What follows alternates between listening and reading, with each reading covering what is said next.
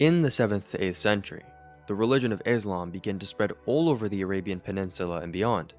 Around this time, St. John of Damascus, also known as Damascene, who was an Arabic Christian, became increasingly aware of the heresies this religion taught. And in one of his writings on heresies, he deals with Islam and specifically Muhammad and refutes the false teachings that he espoused. This text became very influential, as it was one of the first major refutations put forward against Islam, and today we'll cover a few of the objections Damascene raised, and tie it into modern scholarship and the state of Islamic beliefs today. Damascene starts out by stating, there is also the superstition of the Ishmaelites, which to this day prevails and keeps people in error, being a forerunner of the Antichrist. A false prophet named Muhammad has appeared in their midst. This man, after having chanced upon the Old and New Testaments, and likewise, it seems, having conversed with an Arian monk, devised his own heresy. Then, having insinuated himself into the good graces of the people by a show of seeming piety, he gave out that a certain book had been sent down to him from heaven. He had set down some ridiculous compositions in this book of his, and he gave it to them as an object of veneration. Some Muslims might object to John's account of Muhammad having conversed with an Arian monk, since in their own Islamic tradition, Muhammad meets with a Nestorian Christian instead. But this story of the Nestorian Christian actually comes much later after Damascene's account in history. Dr. Daniel Janosic writes, however, since he does not mention the involvement of a monk, this could indicate an earlier rendition of the story, before it took on the Nestorian persuasion and the monk was given a name. As with the comparison of early and late hadiths, when a story contains more specific references to people or events, it is usually an indication that the story has been embellished through the passage of time, and the earliest version is the more correct one. After describing the Quran's account of the birth of Jesus, Damascene goes on to talk about Islam's view on Jesus' crucifixion. And he, Muhammad, says that the Jews wanted to crucify him in violation of the law, and that they seized his shadow and crucified this. But the Christ himself was not crucified. He says, nor did he die, for God, out of his love for him, took him to himself, into heaven. Damascene goes on to call this, and another claim made by the Quran, a ridiculous belief. And truly it is ridiculous in the realm of history. For example, the scholar by Ehrman, someone whom Muslims love to utilize, says that one of the most certain facts of history is that Jesus was crucified on orders of the Roman prefect of Judea, Pontius Pilate. On this topic, New Testament scholar John Dominic Crossan states further that he, Jesus, was crucified is as sure as anything historical can ever be.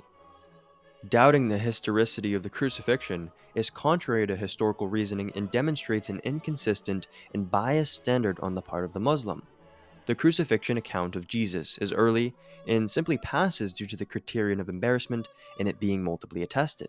Many modern Muslims will say that people were mistaken and crucified the wrong person, such as Simon of Cyrene, or that Allah had made it seem as if Jesus was crucified, but it was not actually him. On the first claim, modern scholarship would simply reject such an assertion, as there's simply no evidence to support that conclusion. In fact, it would be on the contrary. On the second point, that Allah deceived the people into thinking Jesus was crucified is problematic, as Allah would be able to deceive the Jewish people while knowing that by doing this he would start a false religion that would lead people to hell. This position as well would be reductio ad absurdum, or self-refuting, because God by his very nature cannot deceive. Damascene also cites a quotation from the Quran about their belief that Jesus never claimed to be God. And he, Muhammad, says this, that when the Christ had ascended into heaven, God asked him, O Jesus, didst thou say, I am the Son of God and God? And Jesus, he says, answered, Be merciful to me, Lord. Thou knowest that I did not say this, and that I did not scorn to be thy servant. But sinful men have written that I made this statement, and they have lied about me, and have fallen into error. And God answered and said to him, I know that thou didst not say this word. Yet again, Damascene believes this to be a ridiculous and extraordinary belief that Muhammad espoused, as our earliest Christian witnesses never held to such a claim. For example, Paul, whose teachings were accepted by Jesus' apostles, says this in his letter to Titus. While we wait for the blessed hope and the manifestation of the glory of our great God and Savior, Jesus Christ. Now, of course, Paul's letters are some of our earliest writings in the New Testament, and we need not to worry that Paul simply made up this claim, since the very disciples of Christ accepted Paul's teachings. Further, to doubt that Paul is not claiming Jesus as God, but is making reference to the Father in this verse, goes against general biblical scholarship.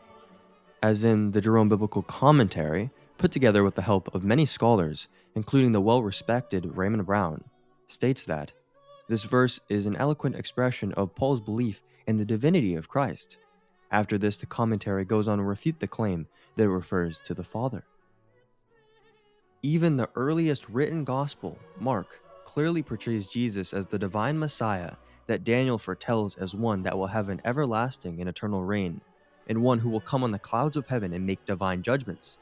On this matter, another respected New Testament scholar, Dale Allison, notes, Jesus' words about the coming of the Son of Man were, one might conjecture, deliberately open-ended because their realization had to be left to the deity.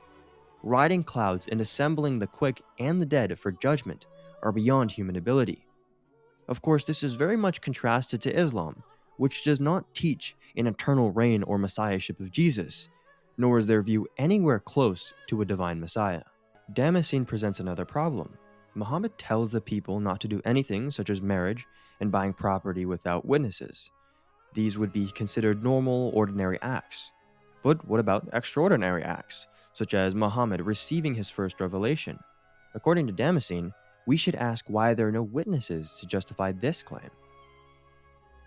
When we ask again, how is it that when he, Muhammad, enjoined us in this book of yours, not to do anything or to receive anything without witnesses, you did not ask him, first do you show us by witnesses that you are a prophet, and that you have come from God, and show us just what scriptures there are that testify about you.